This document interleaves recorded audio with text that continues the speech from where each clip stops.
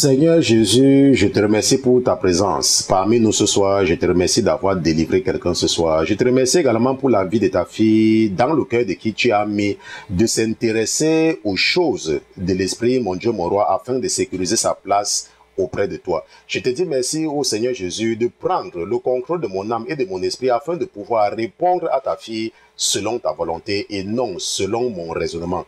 Nous te disons merci au nom de Jésus-Christ. Amen, amen, amen. Pasteur, j'ai une question. Bonjour, pasteur. Merci énormément de répondre à toutes les questions que je vous pose. Pasteur, est-ce que vous croyez que sans la lecture de la Bible qui contient la parole, quelqu'un pourra adorer le Seigneur Jésus-Christ comme il se doit? N'est-ce pas? Et elle continue en disant que j'adorais dans une église où on lisait la Bible. Mais avec le temps, notre pasteur nous a fait savoir que la parole doit être inspirée, que Dieu est vivant. Il n'est pas mort. Qu'un testament rentre en application quand son auteur décède. Puisque Dieu est vivant, nous devons nous consacrer et être inspirés par Dieu. Qu'en pensez-vous de cela? Merci pasteur et à bientôt. N'est-ce pas? Bon, n'est-ce pas? Je remercie déjà la vie de notre sœur parce qu'elle dit bien que j'adorais dans cette église et je remercie, n'est-ce pas, le Seigneur de l'avoir fait partie de cette église-là. N'est-ce pas? Parce que c'était certainement une église qui n'avait rien à voir avec Jésus. N'est-ce pas? Ce que la sœur est en train de dire, c'est que elle demande la question que est-ce que vous croyez que sans la lecture de la Bible qui contient la parole, quelqu'un pourra adorer le Seigneur Jésus-Christ comme il se doit? N'est-ce pas? C'est ce qu'elle pose comme question. Et elle dit qu'elle était dans une église où on lisait la Bible dès le départ. Mais à un moment donné, le pasteur de cette église a mis la Bible de côté et était en train de leur dire que comme Dieu est vivant, qu'on doit servir Dieu, n'est-ce pas, par inspiration. Donc, il avait dit que puisque Dieu est vivant, nous devons nous consacrer et être inspirés par Dieu. Ça veut dire quoi? Ça veut dire qu'on peut mettre la Bible de côté, n'est-ce pas, et servir Dieu. Et heureusement que le Seigneur a mis dans son cœur même de quitter cette église. Parce que c'est ce qu'elle me dit, j'adorais dans une église. Donc j'imagine qu'elle a quitté cette église parce qu'elle a compris qu'elle était justement à un mauvais endroit. Et c'est ce que je vous ai toujours dit, ok? Je vous ai toujours dit qu'il y a beaucoup de transfuges du catholicisme. Il y a beaucoup de gens que le diable a mis dans leur cœur de sortir, de leur donner l'impression qu'ils ne sont plus des catholiques, mais en réalité, ils sont possédés. Et leur mission, c'est d'aller créer le désordre dans les églises de réveil. Et certains, à un moment donné, le diable les encourage de commencer leur église. Et quand ils commencent leur église, maintenant, les démons reprennent possession et ils commencent à enseigner les inepties et des hérésies, n'est-ce pas, qui continuent toujours à guider les enfants de Dieu dans les ténèbres. Maintenant, voici quelqu'un, n'est-ce pas, quelqu'un qui se dit pasteur, qui est en train de dire à ses fidèles qu'on peut mettre la Bible de côté. Qui est en train de dire à ses fidèles que Dieu est vivant et que nous devons nous consacrer et être inspirés par Dieu. Et qu'on n'a pas forcément besoin de la Bible. Et bon, maintenant, il a pris ça où? C'est un pasteur, il a pris ça où? C'est un raisonnement, ça sort d'où? Il est certainement un pasteur, mais il n'est pas un pasteur de Jésus-Christ. Ça, c'est une certitude. Il peut s'appeler ce qu'il veut. Comme je dis toujours aux gens, même dans mon église, je dis que tu es libre de dire que tu es même n'importe qui. Ça, tu es libre. Tu peux dire que tu es le président des États-Unis. Ça, c'est ton problème. Mais ça, ce n'est pas la mentalité de quelqu'un qui a le Saint-Esprit.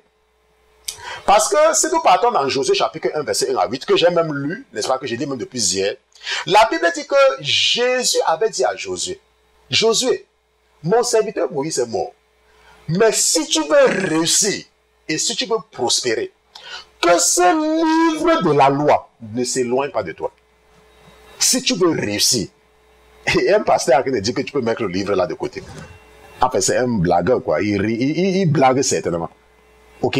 La Bible, c'est la seule chose. Et je vous dis toujours, et vous avez constaté qu'ici à la Sainteté FM, à la Sainteté TV, nous ne sortons jamais du cadre de la Bible. Quand la Bible ne dit rien, nous fermons la bouche. Nous expliquons la parole de Dieu, pas la parole de Dieu. Je disais à votre sœur qui s'occupe, n'est-ce pas, des aspects Internet, n'est-ce pas, celle qui s'occupe pratiquement de tout ce que vous voyez sur Internet, que il y a un pasteur que je connais, et il y a une raison pour laquelle je n'aime pas le côtoyer. Parce que lorsque tu es avec lui, n'est-ce pas, le raisonnement qu'il a, parfois tu te poses des questions, attends, tu prends même ça, ça vient d'où? Parce que tu vas contre ce qui est écrit dans la Bible. Et il y a beaucoup de gens comme cela. Mais heureusement que le Seigneur un jour a ouvert mes yeux sur ma femme qui a préparé le riz avec une très bonne sauce d'arachide. Et qui m'a dit que tu vois, ce riz-là et la sauce d'arachide, c'est bon, n'est-ce pas, avec le poisson. Mais il y a les épines, n'est-ce pas, dans le poisson. Ce n'est pas parce que le riz et la sauce d'arachide sont bien que quand tu vas manger le poisson, là, tu manges tout avec les os. Ça va partir caler dans ta gorge. Il faut savoir manger le riz et enlever sur le poisson ce qui est bon et jeter les os. C'est comme ça que j'ai appris à traiter avec certaines personnes. Mais à un moment limité, c'est-à-dire que quand je sens que la limite c'est là, quand ce sont les os, j'enlève. Quand c'est la chair du poisson, je mange avec mon riz, avec ma sauce d'arachide. Est-ce qu'on se comprend?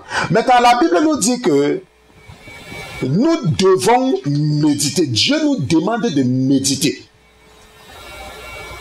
Et lorsque nous regardons même Apocalypse chapitre 22, verset 18 à 19, et nous allons partir là-bas ensemble, Apocalypse chapitre 22, c'est le dernier chapitre et la dernière partie de la Bible d'ailleurs, n'est-ce pas, la conclusion de presque toutes les choses qui se trouvent dans la Bible. La Bible dit que je proteste à quiconque entend les paroles de la prophétie de ces livres. Que si quelqu'un y ajoute, Dieu fera tomber sur lui les plaies écrites dans ce livre. Si quelqu'un retranche des paroles du livre de cette prophétie, Dieu retranchera sa part du livre de vie et de la sainte cité et des choses qui sont écrites dans ce livre.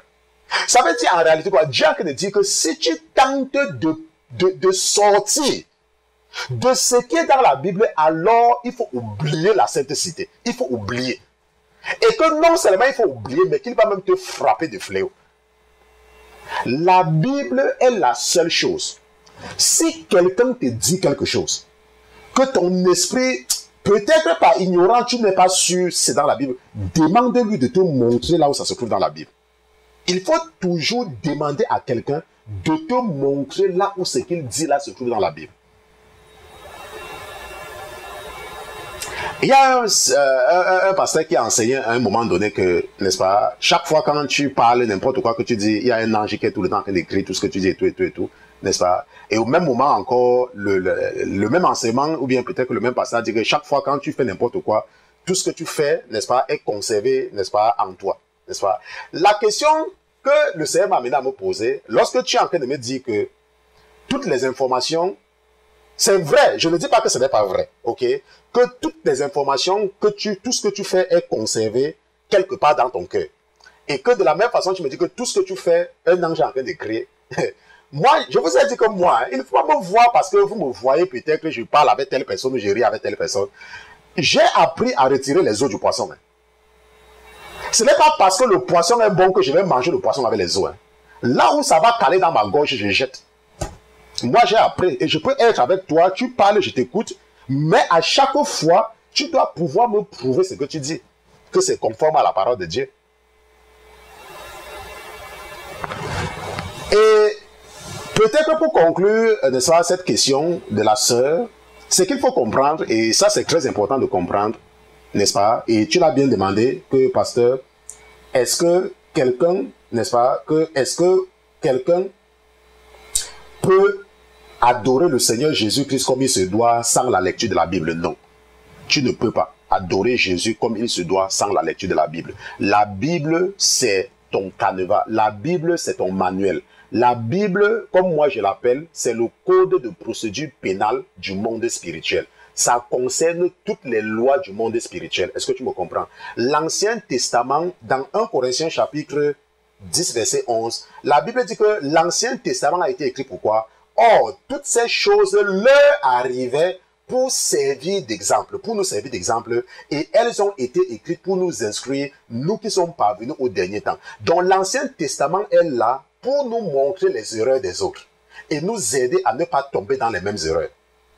Et le Nouveau Testament est là pour nous confirmer la nouvelle alliance, que Dieu, n'est-ce pas, est que nous sommes dans ce que je dis tout le temps, nous sommes dans la dispensation de la grâce. Ça veut dire que Dieu nous facilite beaucoup de choses.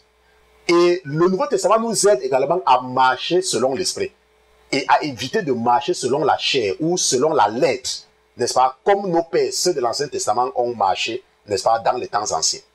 Ok, donc, c'est très bien, n'est-ce pas, la question, et j'ai décidé de répondre ça pour, n'est-ce pas, le bénéfice de tout le monde.